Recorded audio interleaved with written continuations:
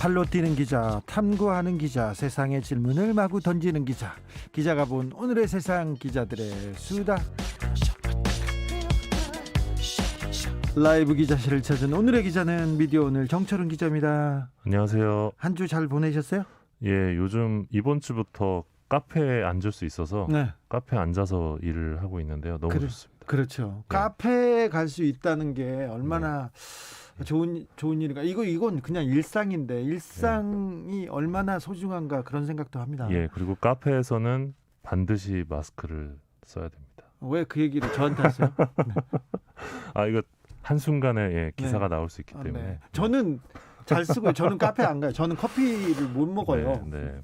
커피 마실 맛을 때를 모릅니다. 제외하고 턱스크 절대 안 됩니다. 아니 그런데 마실 때 사진이 마시려고 할 때 내리고 찍히고. 네, 알겠습니다. 최대한 빨리 마시고 마스크를 올려야죠. 안 그러면 마스크에 구멍을 내야 그럼요. 되나요? 네. 안 되나요? 네, 알겠습니다. 마스크 조심하겠습니다. 자, 오늘은 어떤 얘기로 가볼까요? 네, 월요일 날 이재용 삼성전자 부회장이 다시 가셨는데요. 네. 이후에 또 언론 보도가 상당히 예상대로입니다. 네. 대단했습니다. 네, 일단 그 언론 보도 좀 어땠는지 몇 가지 가져와 봤는데요. 예. 구속 다음 날 여지없이 이제 삼성의 경영 위기를 우려하는 기사들이 나왔는데, 그렇죠. 대규모 준비해 놓은 것 같더라고요. 네, 대규모 투자 M&A에 차질이 생겼다. 경쟁력 저하가 우려된다. 그리고 4년 전처럼 대형 투자 올스톱되나 삼성 또 시계 제로. 요거는 시계 제로 중앙일보입니다. 중앙일보고요. 리더 없는 삼성 글로벌 전략 멈췄다. 머니투데이고요. 생존 경쟁 거센데 총수 부재 삼성 시계 제로. 시계 제로 매일경제입니다. 네, 시계 제로라는 말이 많이 썼어요. 또. 네. 구속 이후에는 어떻게 보면 이제 이재용만 바라보는 기사들이 좀 눈에 띄지 않았나 싶은데요. 네. 한국경제의 경우는 지난 19일이었죠. 이제 단독 기사를 내보냈는데 단독. 네. 이재용 코로나 백신 확보 위해 출국 앞두고 있었다. 그렇죠. 이런 기사를 화제됐어요. 냅니다. 이게 뭐랍니까? 기사 내용이 뭐예요? 그러니까 정부의 특사 자격으로 코로나 바이러스 감염증 백신 확보를 위해 출국을 준비 중이었다. 이런 내용인데요. 정부의 특사요? 예, 근데 이재용 부회장이 18일에 법정 구속되면서 이 계획은 무산됐다는 게 보도 내용이었습니다. 아니 그런데 지금 재판이 이런데 특사 자격으로 백신이요? 아니 전자회사 부회장님께서 어떻게 또 백신이죠? 그래서 요걸 보고 이제 정청래 더불어민주당 의원이 마치 이순신 장군이 임진왜란 중에 모함으로 한양으로 압송되는 장면을 보도하는 줄 알았다. 이렇게 촌철살인하기도 했는데요. 네. 용비어천가가 눈물겹다 이런 비판을 했고요. 해당 기사를 쓴 한국경제 기자는 팩트만 전달한 기사다 이렇게 밝혔습니다. 팩트가 확인이 안 될 것 같은데요, 제가 보기에는. 근데 기사 읽으면서 궁금했던 거는 왜 굳이 이 선고가 나기 전에 쓰시든가. 예, 그러니까 선고가 나기 전에 이제 갔다 올 수도 있는 건데 왜 굳이 선고 이후에 갔다 오려고 하셨는지 좀 의문이기도 하고. 네. 한국일보에서 그 삼성과 관련된 단독이 많이 나옵니다. 사실 많아요. 한국경제. 한국경제가 특히 많은데요. 네. 좀 그 팩트 체크에 대해서는 조금 더 고민해야 된다고 봅니다. 그리고 이제 또 많이 쏟아졌던 기사가 이제 외신도 그 삼성의 큰 공백을 우려한다 이런 기사였는데요. 네. 오늘 보니까 AP통신 기자가 나는 그런 기사를 쓴 적이 없다 이렇게 자기 SNS에 밝히기도 했습니다. 그러니까 또 AP에서 쓴 기사를 또 오역해가지고 자기 나름대로 그냥. 그러면서 이제 AP통신 기자가 이렇게 적었는데 상식적으로 왜 언론이 오너십의 문제를 두고 사기업을 염려해 줄 거라 생각하는지 모르겠다. 그렇죠. 근데 우리 언론은 그렇게 하고 있습니다. 네. 또 하나 소개할 건 이제 국민일보 21일자 기사인데요. 제목은 이재용 독방 화장실 칸막이도 없어 가장 열악한 방. 진짜로 이거 놀라웠어요. 요거는 상당히 좀 문제가 있는 게 이 페이스북에 올라온 게시글을 인용한 기사인데요. 이 글을 쓴 분이 박근혜 정부 시절 청와대 행정관이었던 허현준 씨입니다. 아마 진행자께서 이분 잘 아실 것 같은데. 잘 알죠. 네. 이분이 쓴 글을 그냥 검증 없이 기사화한 겁니다. 그러면서 이 부회장이 이 방에서 감시받으며 겪었을 고초가 온몸으로 느껴졌다. 그 방의 끝에는 뭐가 있고 화장실이 있고 하는데 서울구치소에서 제일 열악한 방이다. 뭐 이런 주장을 합니다. 지금 몇 호 뭐 그것까지. 근데 정작 기사에서는 네. 실제 이재용 부회장이 그곳에 있는지 없는지는 또 그렇죠. 나오지도 않아요. 몇 호가 확인이 안 됐고요. 예. 그리고 구치소가 호텔처럼 그렇게 그 시설이 좋지 않아요. 쾌적하지도 않고요. 이명박 전 대통령이 그 수감된 구치소, 동부구치소는 예. 최근에 지어져 가지고 시설이 좋습니다. 그래서 김기춘 전 실장이 구속될 때 재판장님 저 동부구치소로 보내주세요 이렇게 할 정도로 거기는 좀 시설이 좋은데 서울구치소는 그렇습니다. 이런 곳에 박근혜 전 대통령도 계시고 다른 분들도 계세요. 다른 분들이 계실 때 이렇게 교도소 열악하다 이런 기사가 나오면 그럴 수 있는데 하필이면 그러게 말입니다. 부회장님 가셨다고 이렇게 또 네. 침소까지 이렇게 챙겨주셔야 되는데. 그래서 어떤 연민을 유발하려는 보도 아니었나 싶은데 아마 네. 조만간에 이제 뭐 4년 전 기사인데요. 네. 이 탕수육을 시켜준다는 말에 이재용 부회장이 이 짜장면을 먹겠다고 했던 게 또 미담 기사처럼 퍼지지 않았습니까? 그리고 교도소에 미담 기사 나옵니다. 그래서 이재용 부회장 뭐 교도소에서 소탈하게 다른 사람한테 베풀면서 뭐 그런 거 나오겠죠. 예, 그런 기사가 조만간 또 등장하지 않을까 싶습니다. 그리고 28조 원 총 28조 원 하루 만에 날아갔다 이런 기사는 30군데가 넘는 언론사에서 썼어요. 이재용 구속되자 총 28조 원이 날아갔다고 했는데 그 다음 날 또 엄청나게 올랐거든요. 그 다음 날도 오르고 그래가지고 떨어진 것보다도 올라간 것 같은데 이런 기사는 안 나오죠? 예, 찾아보기 좀 힘든 것 같습니다. 네. 관련해서 또 이재용 부회장 구속 이후에 여론조사도 나왔는데요. 네. 이재용 2년 6개월 실형은 지나쳐 46%, 가볍다 24.9%. 그러니까 대부분 이제 다들 이렇게 제목을 뽑았는데요. 이게 무슨 조사였냐면 리얼미터가 오마이뉴스 의뢰로 지난 19일에 성인 남녀 500명 대상으로 이 부회장의 판결을 묻는 조사를 했습니다. 그 결과 응답자의 46%가 과하다고 응답했고 형량이 가볍다는 답변은 24.9%, 적당하다는 21.7%, 잘 모르겠다는 7.5%였거든요. 이게 표본오차 95% 신뢰 수준 플러스 마이너스 4.4포인트인데요. 근데 제가 갖는 의문은 이게 사실 관점에 따라서 제목을 달리 뽑을 수도 있거든요. 그렇죠. 그러니까 예를 들어서 2년 6개월 실형은 과하지 않다 46.6%, 과하다 46% 이렇게 제목을 뽑을 수도 있습니다. 근데 대부분의 언론이 지나치다에 좀 초점을 맞춰서 기사를 쓰지 않았나. 다 지나치다고 나왔어요. 예. 그래서 이 부분에 대해서 내용을 모르시지 않을 텐데 법정 체제형이 5년인데 5년에서도 절반을 깎아주신 건데 판사님이 그 부분에 대해서는 얘기 안 하고 있더라고요. 참 언론에서는 좀 안타까운 것 같아요. 우리 이 부회장님이 구속됐어요. 안타까워요를 계속 전하고 있습니다. 누가 우리가 더 많이 안타까워하고 있어요. 그거 경쟁하는 것 같았습니다. 그런데 정철훈 기자, 조선일보의 삼성 보도에 대해서는 왜 없죠? 뭐 조선일보도 크게 다른 매체랑 다르지는 않은데요. 근데 약간 눈에 띄는 기사가 하나 있었습니다. 이번 주에 그 구속 당일날, 그러니까 이번 주 월요일 조선일보 일면 기사인데요. 이건희 미술 컬렉션 삼성 감정평가 의뢰란 제목의 기사입니다. 그러니까 재산 상속세를 이제 미술품으로 대납하는 거를 이제 꺼낸 건데요. 이건희 전 회장의 미술품 숫자가 약 12,000점이고 감정가는 총합 조단위일 것이다 이렇게 조선일보가 보도하면서 이건희 회장은 국내 미술의 조예가 깊은 초인류 컬렉터였다. 이 회장이 국보 수집 프로젝트를 추진했을 정도로 한국 고미술에 큰 애정을 보였던 만큼 지정문화재도 다수 포함됐다. 이 부분을 강조합니다.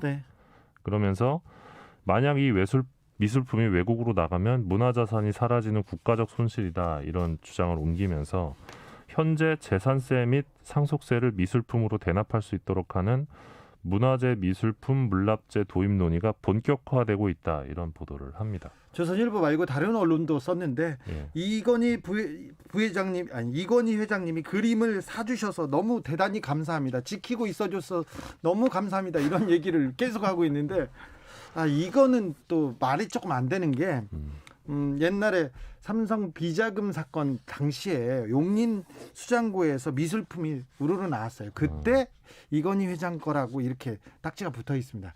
홍라이 리움 관장, 그러니까 이건희 회장의 그 부인이죠. 그분도 많이 가지고 있고 이재용 부회장도 많이 가지고 있어요. 그런데 이건희 회장 걸로 이렇게 돼 있는 부분에 대해서 뒷정리를 하려고 합니다. 상속을. 그런데 하나만 더 얘기할게요. 삼성 얘기해서 제가 말이 길어집니다. 이병철의 형제 중에 이병각 씨라고 있습니다. 그분과 관련된 책 나비야 청산 가자더니, 아마 제목이 정확한지는 모르겠습니다. 제 기억에 비슷할 거예요. 그런데 거기 보면 그분이 미술품을 사 그리고 사 모으고 도굴 하는 분들하고 관계에 대해서도 이렇게 나오는데, 삼성의 미술품은 꼭 그렇게만 볼 수는 없습니다. 오늘은 이 정도로 하고요. 나중에 기회가 있으면 제가 삼성의 미술품을 어떻게 모아졌고 어떤 식으로 이게 부의 미술품을 산 이유가 재산 증식이거든요.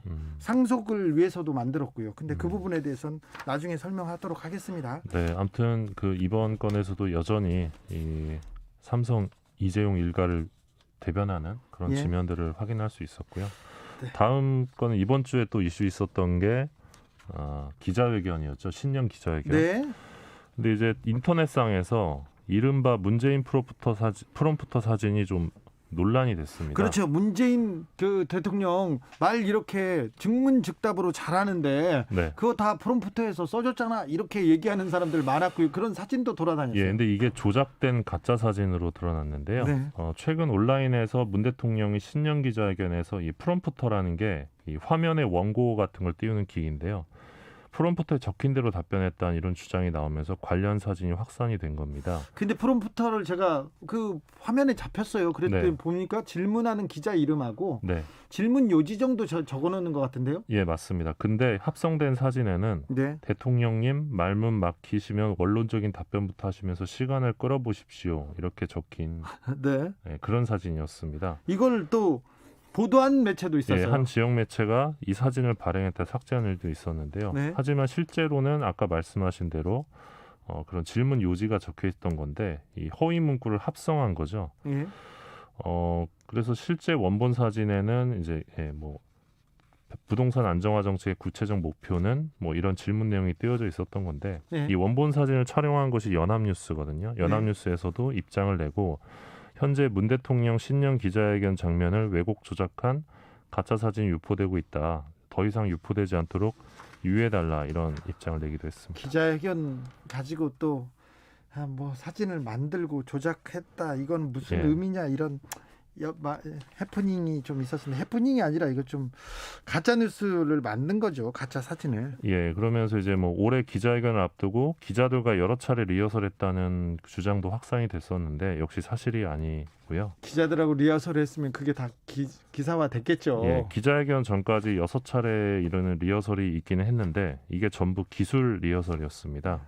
사상 최초로 온오프라인 병행 기자회견이었기 때문에 음향이나 이런 걸 확인해야 해서 그랬고요. 자, 밉다고 막 그렇게 거짓말하고 그렇게 만드는 사람들 그러면 안 됩니다. 싫다고 자꾸 사실 왜곡하는 사람들 그러면 안 됩니다. 나중에 죄 받아요. 지금 받았으면 좋겠으나. 자, 다음 이야기로 가볼까요? 예, MBN이 이 6개월 24시간 영업정지 처분을 받았죠, 작년에. 받았습니다. 예, 근데 받아들일 수 없다면서 방송통신위원회를 상대로 지난 14일에 행정소송을 제기했습니다. 정철훈 기자가 예상한 대로 소송을 했네요. 예, 이와 함께 이제 행정처분 효력정지 가처분 신청도 제기했는데요. 앞서 작년 10월 30일에 MBN이 종편 출범 당시 투자자본금 556억을 편법 충당하고 순양한 회계 조작을 은폐한 그 부분에 대해 6개월 방송 전부 영업정지 행정처분을 의결했습니다. 역대 최고 수이고요. 다만 영업정지 시점을 6개월 유예해서 예정대로면 5월 1일부터 영업정지가 들어갑니다. 그래서 그 전에 소송을 냈고요. 이 과정에서 MBN 기자, PD, 방송기술 그리고 외주 제작사 직원들까지 1000여 명의 관계자들이 탄원서를 제출한 것으로 알려졌습니다. 준비를 많이 했군요. 예, 근데 제가 전해 듣기로는 이 회사 쪽에서 이 탄원서를 좀 내라 이렇게 좀 요구했던 그렇겠죠. 것으로 전해졌고요. MBN 측의 입장이 좀 보시면요. 외주업체 입장에서 당장 5월 1일부터 행정처분이 실행되면 손실이 크다. 외주업체가 많이 불안해했다면서 행정소송의 배경을 외주업체 쪽으로 돌렸고요. 또 우리 방송에 출연하고 있는 출연진들까지 탄원서를 내줬다. 이런 입장을 내기도 했습니다. 꼼꼼하네요. 그런데요.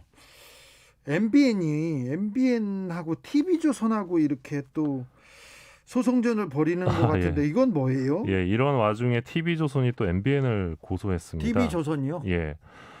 MBN 입장에서 또 하나 소송에 휘말린 건데 TV조선이 지난 19일에 MBN을 이제 고소한 건입니다. 그 TV조선의 미스터 트롯 포맷을 MBN이 도용했다는 건데요. 2019년 11월 보이스퀸, 2020년 7월 보이스트롯, 이게 이제 포맷을 도용한 거다, 우리 걸 도용한 거다라는 게 TV조선의 입장입니다. 네. TV조선의 이제 사랑의 콜센터라는 예능도 있는데 이것도 MBN이 트롯파이터라는 걸로 이제 도용을 했다라는 게 T조의 주장인데요. TV조선에서 트로트, 우리 거 트로트를 저 MBN 트로트가 지금 베꼈다 이렇게 얘기하고 있습니다. 예, 그래서 포맷 도용에 대한 이 손해배상 청구 소송을 지난 18일에 제기한 상황이고요. 예. TV조선 쪽은 이 소송은 단순한 시청률 경쟁을 위한 원조 경쟁이 아니라 방송가에서 그동안 비일비재하게 있었던 경계심 없는 마구잡이 포맷 뺏기기에 경종을 울리기 위함이다. 이렇게 밝혔습니다. 마구잡이 뺏기기에 경종을 울리기 위함이다.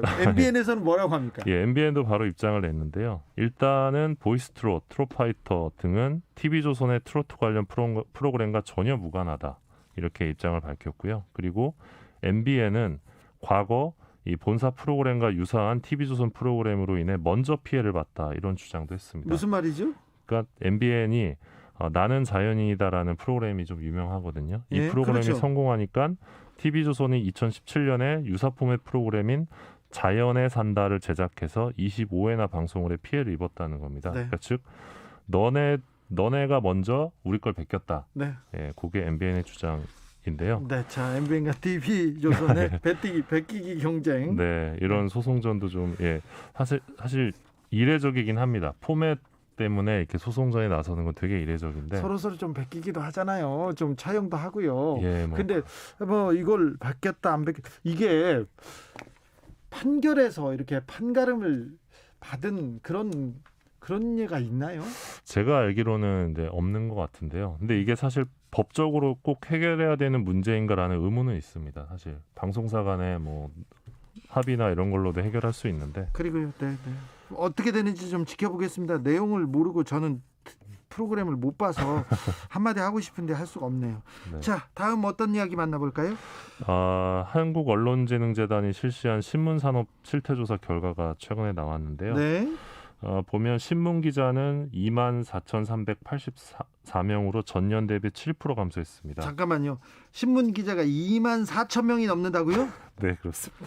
그런데 이것도 7% 감소한 거라고요? 네, 맞습니다. 신문기자가 그렇게 많아요? 네, 그렇게 많더라고요. 예? 네, 많은데 그만큼 이제 매체 수가 많아서 또 그런 측면도 있습니다. 매체를 조금 살펴볼까요? 종이신문 사업자는 1,450곳이고요. 인터넷 신문 사업자는 2,796곳입니다. 네, 좀 많죠. 네, 많습니다. 신문사 한 곳당 평균 종사자 수의 경우 종합일간지는 427명인데 인터넷 신문은 6명. 나타났습니다. 평균 6명이고요. 네, 굉장히 좀 열악한 환경이라고 할 수 있고요. 10명 이하의 신문사, 미니 신문사나 언론사가 많죠. 네, 10인 미만 신문사가 전체 신문 사업자의 86.6%로 대다수로 나타났습니다. 네. 이런 가운데 조선일보의 2019년 총 매출이 2,991억 원으로 이 감소세를 보였는데 많네요, 많아. 예, 이 신문 매출액이 3천억 밑으로 내려간 게 2000년대 들어 처음이라고 합니다. 그래요? 예, 그리고 매출 2위인 동아일보와의 격차가 점점 좁혀지고 있다는 지적도. 동아일보의 매출액이 늘어나고 있다고요? 아니요, 격차가 좁혀지고 있다. 조선일보의 하락세 때문에. 네, 그런 측면이 있는데, 근데 TV조선이 워낙 요즘 예능이 잘 나가서 그런 게 있고요. 매출액 구성 현황을 보면 광고 수입이 70.1%, 종이신문 판매 수입, 구독료는 15%에 불과했습니다. 15%밖에 안 돼요, 구독료가? 네. 네. 그러니까 신문사 입장에서는 그런 광고나 협찬에 의존할 수밖에 없는 구조다 이렇게 볼 수 있을 것 같습니다. 15%만 구독입니다. 신문 팔아서는 15%다. 네. 네. 그렇군요. 네. 많은 거를 저는 또 기자니까 많은 게 보이는데. 네. 재밌는 조사 결과였습니다. 오늘도 감사했습니다. 기자들의 수다, 지금까지 미디어 오늘의 정철훈 기자였습니다. 고맙습니다. 정치 피로, 사건 사고로 인한 피로, 고달픈 일상에서 오는 피로. 오늘 시사하셨습니까? 경험해보세요. 들은 날과 안 들은 날의 차이. 여러분의 피로를 날려줄 저녁 한 끼 시사 추진우 라이브.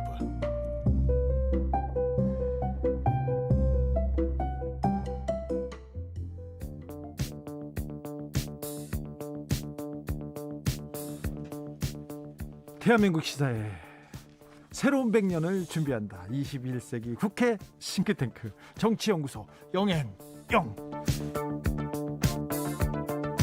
21대 국회에 보내는 비대면 뜨겁게 오늘의 정치권 분석해 보겠습니다. 정치는 데이터다, 정치는 과학이다. 박시영 윈즈코리아 컨설팅 대표 어서 오세요. 네, 반갑습니다. 박시영입니다.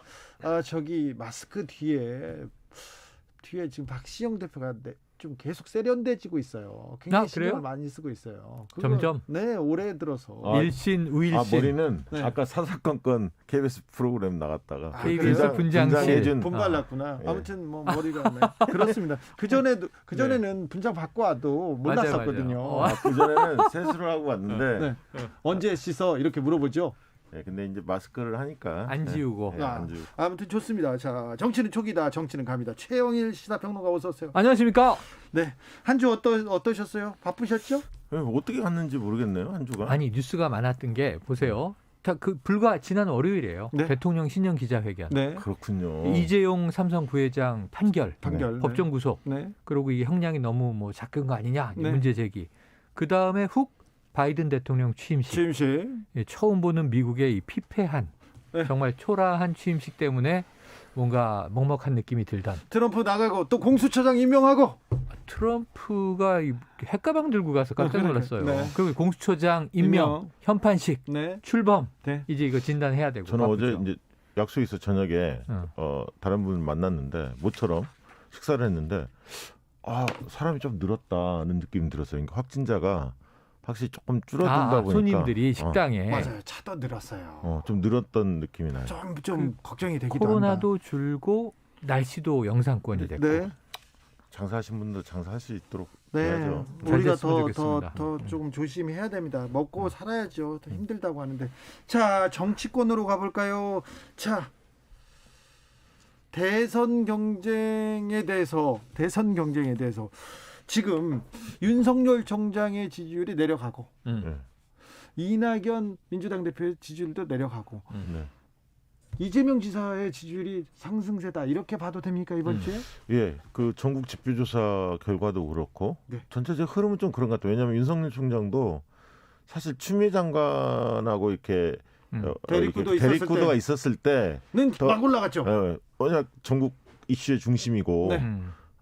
그러다 보니까 이제 보수층들이 더 결집했고 그런 게 나타났는데 추 장관이 이제 얼마 안 남지 않았습니까, 임기가? 이러다 보니까 존재감이 좀 과거보다는 덜하다, 이렇게 하락세 느껴지고. 뚜렷해요. 네, 그다음에 이낙연 대표는 사면 이후에 조금 반전의 모멘텀이 확실하게 만들어지지는 않는 것 같고 이익 공유제를 꺼내기는 했습니다만 그거보다는 오히려 지금 영업 손실 보상제 이게 더 사람들의 눈에 들어옵니다.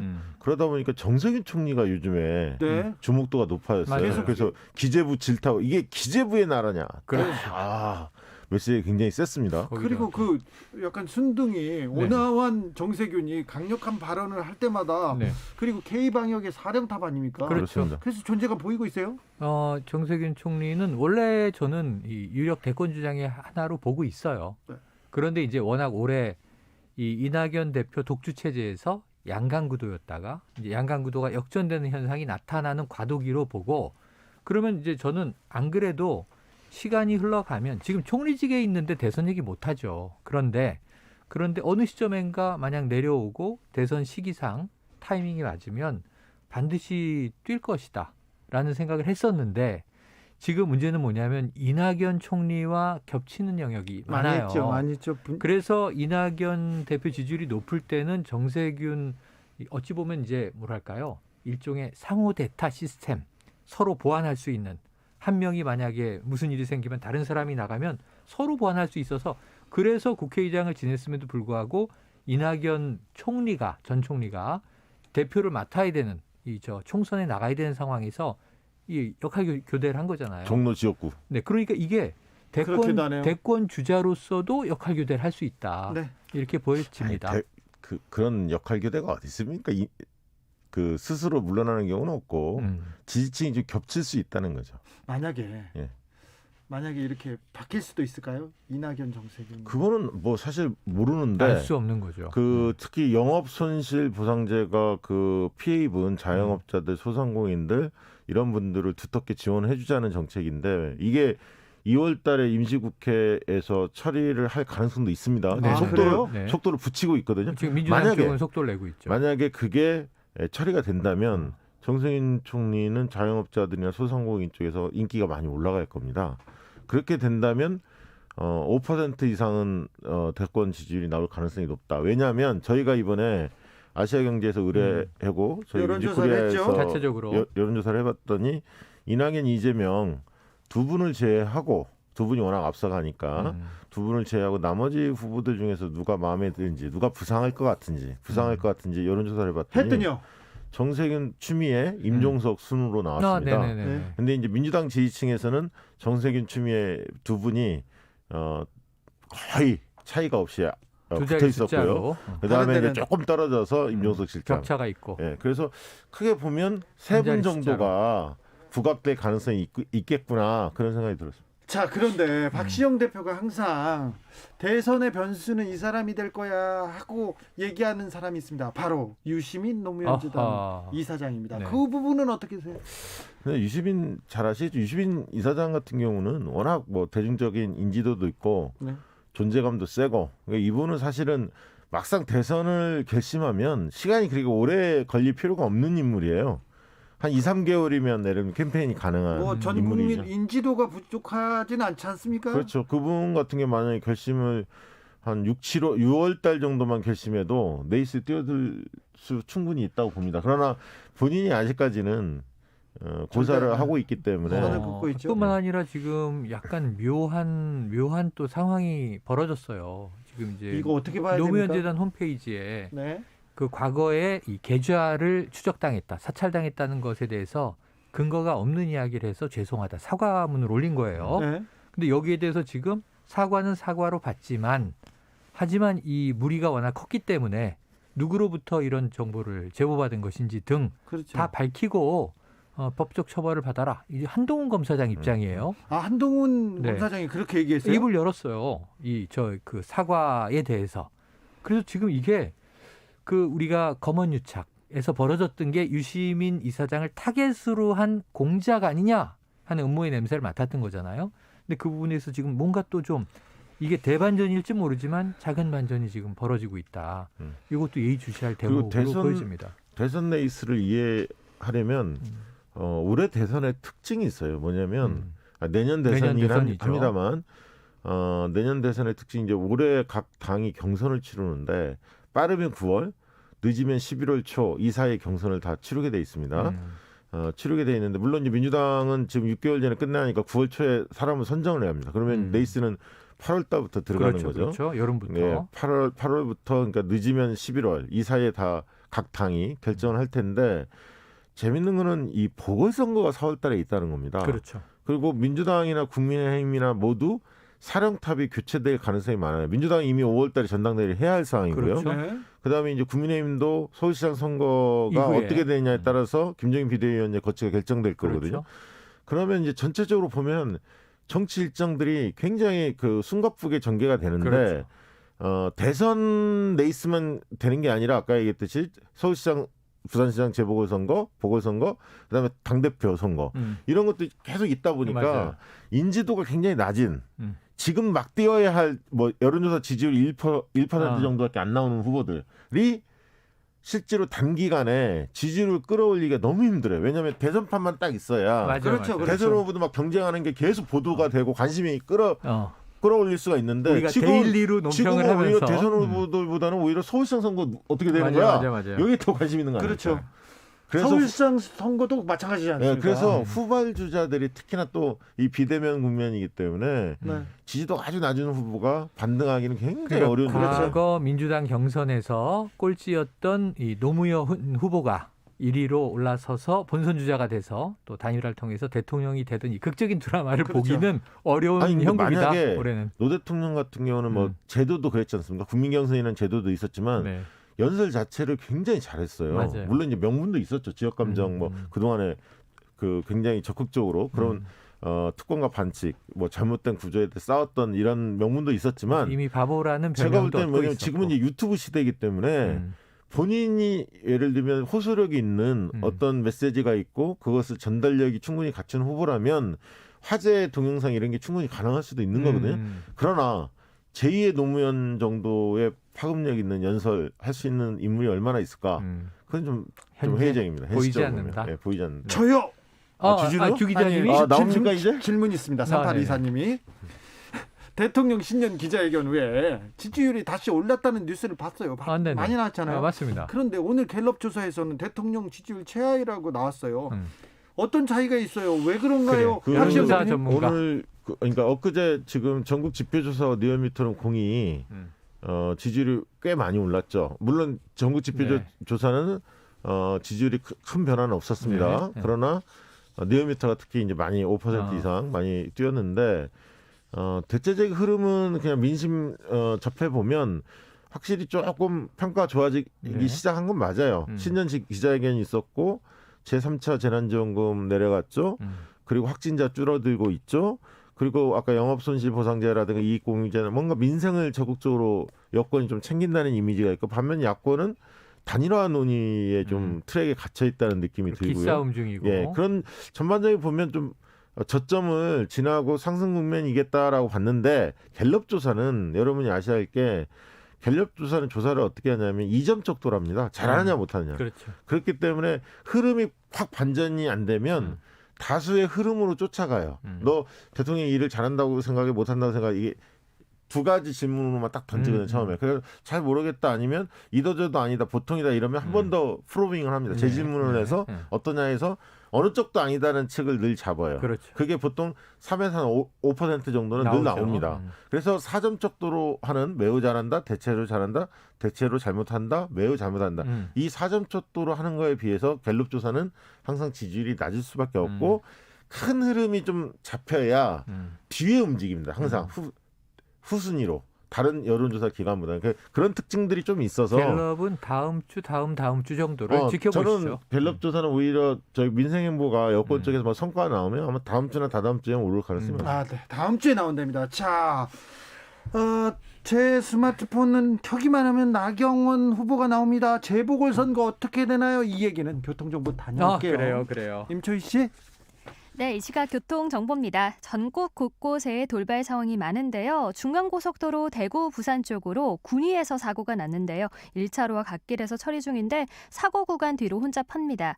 호남지선 대전 쪽으로는 계룡 1차로에 사고가 있어서 정체되기 시작했고요. 중부내륙고속도로 창원 방향은 문경 세제터널 부근에서 난 사고 처리됐습니다. 아직 5km 구간 사고 영향받고 있습니다. 수도권 사고는 먼저 수도권 제순환고속도로 구리에서 판교 방면입니다. 강일 1, 2차로가 사고 처리 작업으로 막혀 있습니다. 사고 여파 겹쳐져서 남양주부터 제속도 못 내고요. 좀 더 가서는 광암터널 부근부터 송파, 성남 요금소에서 청계터널 부근까지 쭉 정체 이어졌습니다. 경부고속도로 부산 쪽은 양재나들목 4차로에서 사고가 발생했습니다. 도로 한가운데라 많이 혼잡하고요. 한남부터 서초 쪽 이동이 더 어려워졌습니다. KBS 교통정보센터에서 임초희였습니다. 테이크아웃 시사 나왔습니다. 오늘도 하나 챙겨가세요. 주진우 라이브.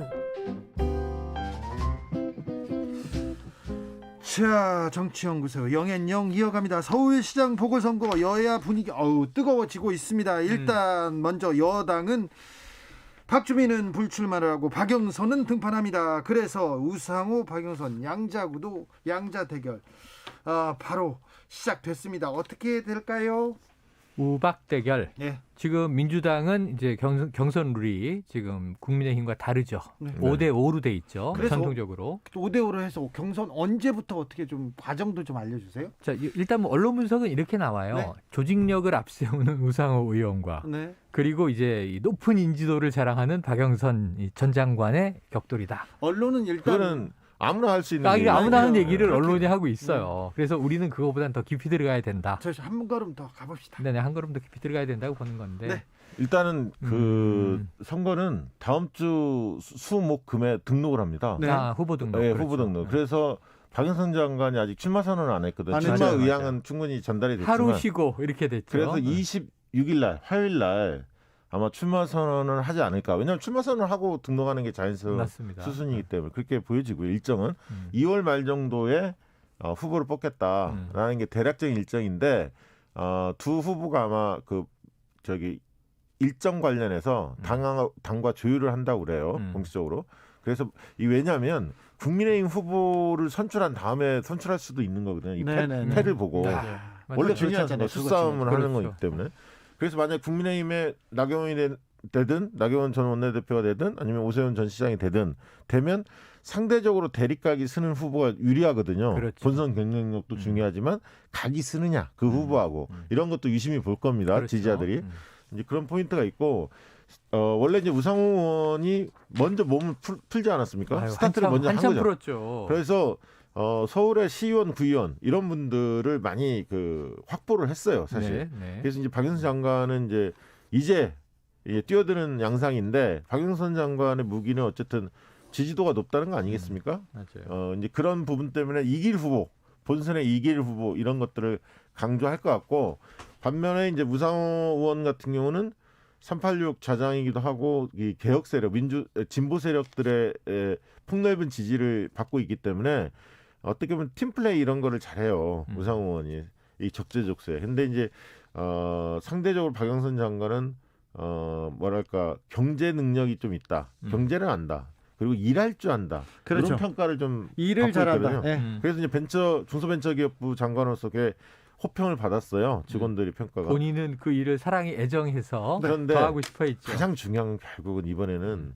여야 다 마찬가지로 이길 후보에 쏠릴 겁니다. 그러니까 결국은 한 2, 3주 뒤에부터 그러니까 설 전후 때 각종 여론조사 결과 이제 발표될 텐데요. 중간에 국민의힘 후보는 누가 나은지, 민주당 후보는 누가 나은지, 양자 대결했을 때 누가 유리한지, 뭐 이런 것들이 이제 막 쏟아질 거거든요. 설 전에 그 지표에 따라서 결국은 각 당의 후보가 결정되지 않을까. 설 밥상 민심이 중요하다 항상 그러잖아요. 그때가 제일 하이라이트죠. 자, 근데 안 모여요 이번에. 코로나 이번엔- 때문에도 안 모여요? 쉽지 않아. 자, 이번 설 때 다크호스가 나오려면 그러면 이번 주 다음 주 설 전에 나와야 맞아요. 되는데 맞습니다. 김동연 전 부총리가 얘기가 나오다가 들어갔고요. 시대전환 조정은 카드도 뭐 누군가 네, 만지작거린다고 하는데 다른 다크호스나 다른 후보가 나올 없습니다. 가능성 없습니까? 네. 없고 지금 다 결정은 된 없대요? 거예요. 대략 이제 물론 단기에 그렇게 뜰 수 있는 환경이 그런데 아닙니다. 지금 이게 그런 상황이 아니랍니다. 소수 정당도 생각을 해줘야 되니까 열린민주당은 자체적으로 경선하잖아요. 네. 저는 근데 열린민주당 2월 8일 날인가 그렇죠. 결정됐죠. 정봉주, 김진애 두 분. 네, 정봉주, 김진애 전 의원과 현 의원. 근데 경선 과정에서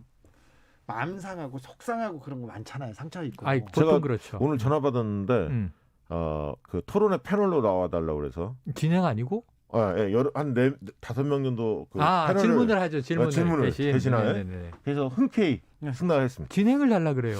그런데 그럴까요? 그래요? 여기 앉으세요, 그럼. 자, 네.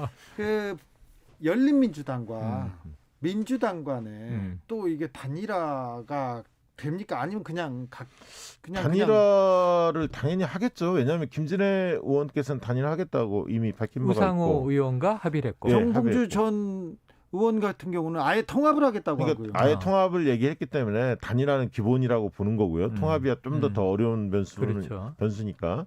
어쨌든 민주당도 안철수 국민의힘 단일화 국면이 있기 때문에 민주당도 열린민주당은 반드시 단일화하지 않으면 어렵거든요. 네. 본선에 대해서 아마 되지 않을까 싶은데요. 거기 또 정의당도 있죠. 네. 독자 후보 내고 완주하겠다 그랬어요. 국민의힘은 보궐선거 공천 시청을 마감했습니다. 총 후보가 14명입니다. 네. 14명 많이도 왔습니다. 부산시장 후보는 9명이고요.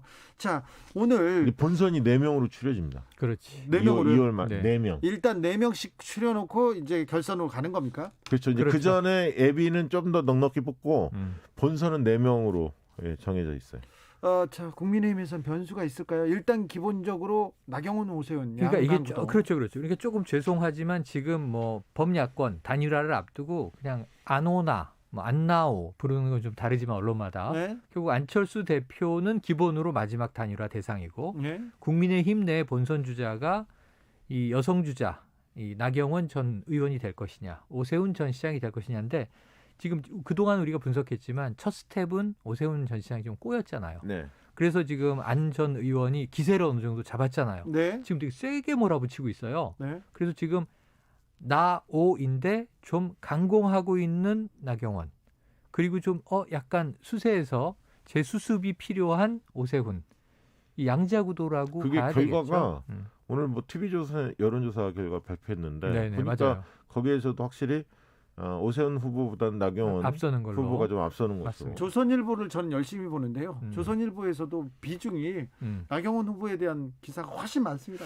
그 자사 예능 프로에 나와서 그런 거 아닙니까? 아니요. 기사가 근데 훨씬 메시지가 음. 나경원 전 원내대표 메시지가 잘 들어오긴 해요. 맞아요. 예를 들면 뭐 좌파는 짬뽕을 만든다면 자신들은 우파는 짜장면을 만들어야 한다. 그 중간지대는 없다. 그리고 중도를 버리고 보수한테 지금 집중하는 게 집중. 보이죠? 아, 네. 그게 유리하죠. 당연히 유리하죠. 경선에서는 당연히 유리하죠. 그러고 나서 이제 이 안철수 대표와 단일화를 시도해야 되니까 이 드라이브 주도권을 가져갈 때 이제 어떻게 할 거냐. 자, 김종인. 근데 네. 그 홍준표 전 대표가 굉장히 웃고는 있는데 네네. 지금 고민은 그런 거예요. 실제로 김종인 비대위원장은 안철수 대표에 대해서 그렇게 평가하는 것 같아요. 어떻게 평가하냐면 만약에 단일화에서 안철수 대표 쪽으로 만약에 단일화 결과가 나온다. 그래서 본선에서 안철수 대표가 승리해서 서울시장이 된다. 이러면 그 뒤에 서울시장 하다가 대선이 놓여져 있거든요. 그렇죠. 그러면 대선에 있어서 국민의힘 후보 중에는 지금 지지율이 높은 후보는 없지 않습니까? 네, 그렇죠. 그럼 서울시장이 안철수 대표가 만약에 된다면 컨벤션 효과가 있어서 지지율이 조금 더 오를 겁니다. 대선 그러겠죠. 지지율도. 네. 그리고 이제 밖에 홍준표 전 대표가 있는 거고 네. 윤석열 총장이 있는데 윤석열 총장 끝까지 지켜봐야 알 것 같고요. 그렇죠. 실제로 대선을 뛸지 안 뛸지도 저는 모르겠고 부정적이다 이렇게 또 말씀드린 바가 있고. 국민의힘에 들어올지 안 들어올지도 또 모르는 그렇죠. 거고. 근데 이런 상황이 벌어지면 안철수 대표가 시장이 된다면 뚜렷한 주자가 없지 않냐 보수 쪽에 나밖에 없지 않느냐라고 이야기하면서 대선에 뛰어들 수도 있는 거거든요. 이 불가능하다 이렇게 단정할 수가 없어요. 안철수 대표의 꿈은 서울시장이 아니라 대권이잖아요. 그래서 어려운 거예요. 이게 진짜 이게 서울시장 문제만 걸려 있는 게 아니라 이게 대권과 다 맞물려서 돌아가고 있기 때문에 흔히 말하는 양보라든가 뭐 이런 것이 쉽지 않고요. 구조상 김종인 비대위원장도 그런 측면 만약에 그렇게 한다면 보수는 완전히 안철수 중심으로 재편될 수밖에 없고 국민의힘은 그렇게 생각합니다. 당 간판을 내릴 수밖에 없습니다. 그런 부분들 때문에 보이지 않는 신경전이 더 셀 수밖에 없다. 그래서 안철수 대표가 승복 서약이라도 하겠다 제안하자마자. 근데 그게 무슨 의미가 있습니까? 그동안에 대권 나온다 했다, 뭐 서울시장 나온다, 막 이게 수시로 다 바뀌어왔기 때문에 정치인들 말 믿을 수 없잖아요. 그래서 김종인 비대위원장이 단칼에 잘랐어요. 중요하지 않아 그거 의미 없어 얘기합니다. 그래도 저는 그게 이 자신들끼리 정치 세력끼리의 약속으로는 이게 서명을 해도 의미가 없는 걸 다 뻔히 알잖아요. 근데 그걸 이제 흔들면서 어찌 보면 압박하기도 하고 국민들에게 저 사람 나빠요 하는 이제 근거로 쓰기도 하고 그러는데 약속 안 지켜요. 근데 제가 보기에는 안철수 대표가 만약 이번에 서울시장이 됐는데 내년에 대권을 탐하면 말이죠. 저는 서울 시민 유권자들의 표는 포기하고 들어가야 된다고 보는 거예요.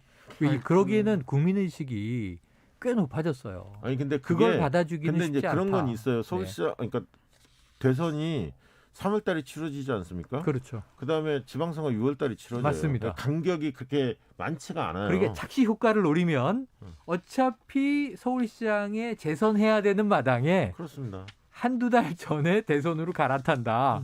그거는 약간 착시 효과가 있긴 있겠다. 있어요. 그래서 타이밍이 이제 묘하네요. 그래서 고민스럽다는 거죠. 자 넘어가 볼까요? 나경원, 오세훈 두 네. 후보 간의 신경전도 아주 근데 이거 보세요. 저는 아까 점점 커집니다.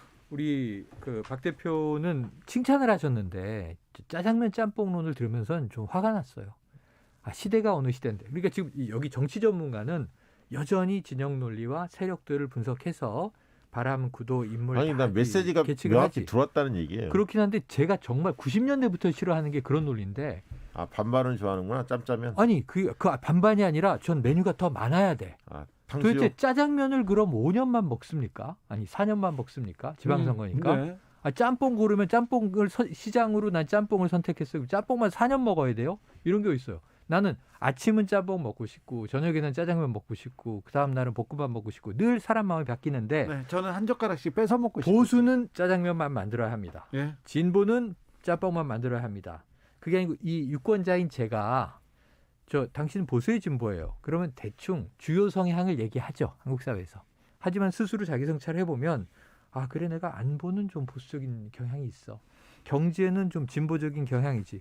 아 교육 문제에 대해선 중도인가?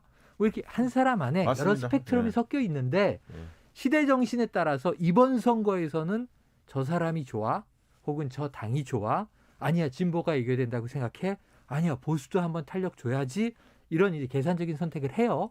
그때 상황을 다 종합해서 집약을 해서 그런데 도대체 짜장면 짬뽕은 너무 경직된 사고방식이라 이분법으로 모든 걸 결정하자 이거 아니에요. 중도는 존재하지 않는다. 의미 없다. 짬짜면 가라.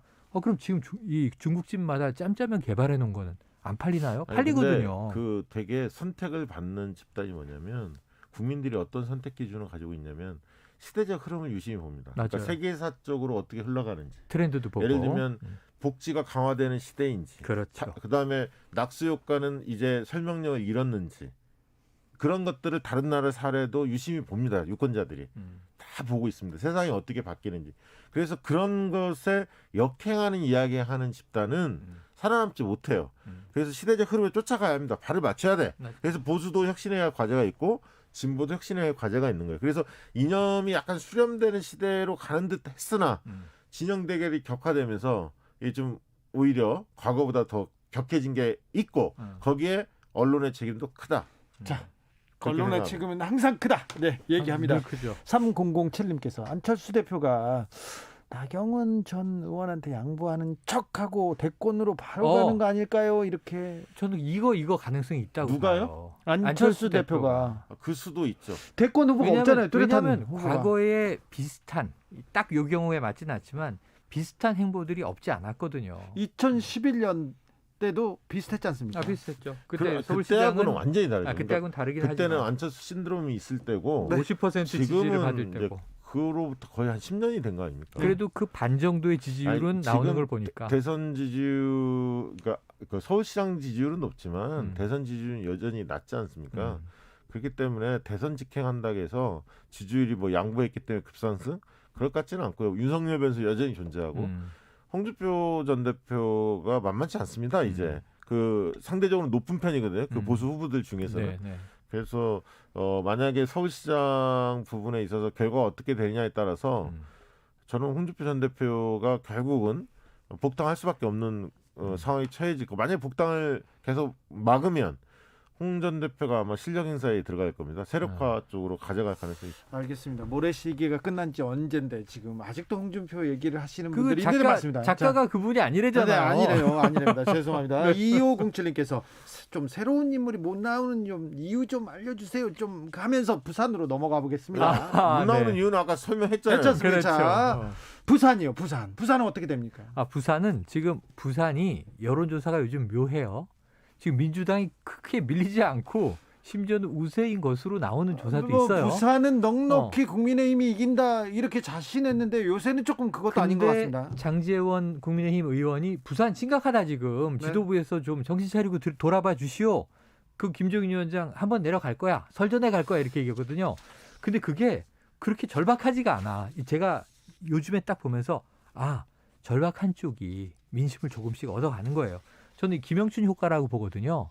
그러니까 국회 사무총장인데 부산행 선언하고 내려가서 네. 1호 공약 발표했어요. 일단 가덕도 언급했어요. 네, 자리를 던지고 가서 나는 호를 가덕 김영춘으로 불러라 하고 했어요. 가덕이 됐어요 벌써. 그거는 머리 잘 쓴 것 같아요. 네. 근데 이렇게 된 데다가 이렇게 기세 좋게 나 집권 여당 후보니까 만만하게 보지 마세요가 아니라 잘 보니까 절박함이 느껴져요. 아니 그리고 제가 볼 때 그 민주당 쪽에서 내거는 정책이 완결 구조가 좀 있어요. 뭐냐면 동남권 메가시티를 주장하거든요. 네. 부울경 메가시티. 그렇지. 네. 근데 거기에서 제일 첫 번째는 관문공항이 가덕도가 필요하다는 거기에 얘기고. 복합 도시도 예, 만들었죠. 그래서 그걸 가지고 이제 특별법 2월달에 제정해서 밀고 가겠다는 거고. 또 하나는 뭐냐면 광역전철을 얘기를 했어요. 네, 맞아요. 철도망. 맞아요. 그게 같이 연결이 돼야 음. 경제권이 통합이 된다는 얘기예요. 그렇죠. 울산과 부산과 창원을 중심으로 한 이 경제권이 합쳐져야 시너지가 난다는 얘기인데 그거는 누가 들어도 부산 시민들이 들었을 때 그거 필요한데라고 생각할 수 있는 영남권에서도 동의를 합니다. 네, 그래서 또 자치단체장들이 지금 어쨌든 울산이나 경남이 다 민주당 소속이고 그렇죠. 중앙정부의 힘을 좀 끌어당길 수 있는 여건이기 때문에 우위에 있거든요. 그리고 제 고민은 가덕도 신공항인데 김종인 위원장이 말씀 조금 잘못하신 것 같아요. 네네. 그러니까 관문공항 그것만 가지고 뭐 저기 경제 회복 되겠냐 그렇죠. 이런 식으로 툭 쳤는데 자존심 상하잖아요. 네, 부산 시민들 볼 때는 왜냐하면 여론조사 해봐도 경제 도움이 된다는 게 아주 네, 높거든요. 우리한테 꼭 필요한데 네, 그거 근데 이제 당론을 결정하지 못할 가능성이 있어요. 국민의힘이 자율투표로 특별법 처리할 때 TK 후보들 그러니까 TK의 반대. 대구 경북이 반발하기 때문에 이게 만약에 그런 현상이 벌어지면 민주당과 국민의힘이 끝까지 가봐야 한다. 선거가 박빙으로 갈 수도 있습니다. 촉이 되게 비슷해요. 저는 김종인 비대위원장 이야기 들으면서 저거 위험한데 그랬는데 바로 그거예요. 가덕도만으로 경제에 별 영향이 있겠느냐 하고 그 다음에 저는 적어도 그러면 가덕도를 포함하든 가덕도를 버리든 그보다 더 그랜드 프로젝트를 던져야 돼요. 우리의 대안은 이건데 가덕도랑 비교해봐라. 우리 게 훨씬 크고 실제적이지. 근데 없이 그러면은 뭐가 되나요? 가덕도 말고? 그 이제부터 생각해봐야지. 지금 선거 2달 반 남았는데 부산 경제를 살릴 방법을 지금 생각해서 안 나오는 거면 그리고 과거에 나왔어야죠. 그래서 김종인 비대위원장이 이상해요. 부산 내려가면은 이번에 내려가면 아마 이 문제에 대해 집중적으로 질문을 받을 텐데 이게 오히려 이슈를 키우는 길이에요. 혼날 수도 있어요. 혹시 근데 3007님 그래도 부산은 재미없어요. 결과는 답정야지요. 답은 정해져 있다. 야당이 이긴다. 이 생각이 좀 깔려 있나요? 근데 그게 반전이 되면 사실은 굉장히 충격적인 거죠. 그렇죠. 왜냐하면 지금 김종인 비대위원장이 4월 재보선 이후에 본인의 정치 생명을 국민의힘을 당권을 쥐고 더 연장해서 킹메이커까지 가려면 사실 저희가 있다고 우리가 다 보는 건데 그러면 이겨야 되는데 최소 디폴트가 뭐냐면 부산은 탈환하고 부산은 당연히 이기고 서울도 이겨야 만약 패하더라도 거의 분패하는 상황이어야 되는 거예요. 그런데 지금 부산이 흔들린다고 부산 지역 자당의 정치인들이 하소연을 하고 있는데 너무 툭툭 치는 이 분위기. 그리고 네거티브가 너무 세요. 위험하다. 지금 국민의힘 내부에서. 네. 예, 그것도 있고 그다음에 이제 저는 중요한 문수는 뭐냐면 대통령에 대한 평가예요. 이게 지금은 좀 부정평가 좀 더 높지 않습니까? 네. 근데 만약에 대통령 지지율이 45%를 넘어서서 50% 사이에 만약에 형성돼 있다. 선거 시기에 뭐 백신도 이제 2월 달에 할 거고 여러 가지 여건으로서 호재들이 꽤 있습니다. 코로나가 또 잡히고. 예, 그다음 이제 부동산이 어떤지 부동산도 좀 안정감이 마지막 아까 핵심이죠. 자영업자들 소상공인들을 위한 손실 보상제 뭐 이런 등등이 만약에 성과 있게 나온다면 지지율은 조금 오를 가능성이 있습니다. 만약에 45에서 50 정도 형성한다면 그거 왜냐하면 선거 때 꼭 지역 이슈만 가지고 판단하지 않거든요. 집권 세력에 대한 전반적인 평가라는 측면이 있기 때문에 그래서 이제 그 변수 또한 무시하지 못할 것이다. 중앙 변수로서. 그러니까 지금 이렇게 되어 있어요. 부산에서는 이 여당인 김영춘 후보가 지금 도전자의 자세로 막 노크를 하고 있고 일단 불리한 걸 알고 시작한 거니까. 근데 야당은 도전자인데 챔피언 행세를 하고 있는 것 같은 게 내부의 이전 투구 모습으로 되는 데다가 지금 가장 유력하게 나오는 박형준 동아대 교수가 지금 여당 때리고 막 컨텐츠 내고 그러지 않거든요. 그걸 딱 보면 부자 몸 조심하네. 그게 보여요. 이게 굉장히 심각한 거예요. 네. 그런데다가 그 안에서 이제 그 다음에 이걸 뒤집어야 되는 이현주 전 의원은 지금 박형준만 공격을 한단 말이에요. 그러면 줍줍합도 안 되는 거예요, 네. 이거. 그 미친대잖아요. 네. 지금 노래도. 네. 아, 그렇군요. 정치연구소 영앤영 최영일, 박신영 두 분 오늘도 감사했습니다. 고맙습니다. 고맙습니다. 오만하면 바로 국민들한테 바로 그렇습니다. 네. 싫다 당합니다. 브라운 아이드 걸스의 아브라카다브라 들으면서 주진우 라이브 마무리하겠습니다. 저는 내일 오후 5시 5분에 제가 진행하는 주진우 라이브 스페셜로 돌아오겠습니다. 지금까지 주진우였습니다.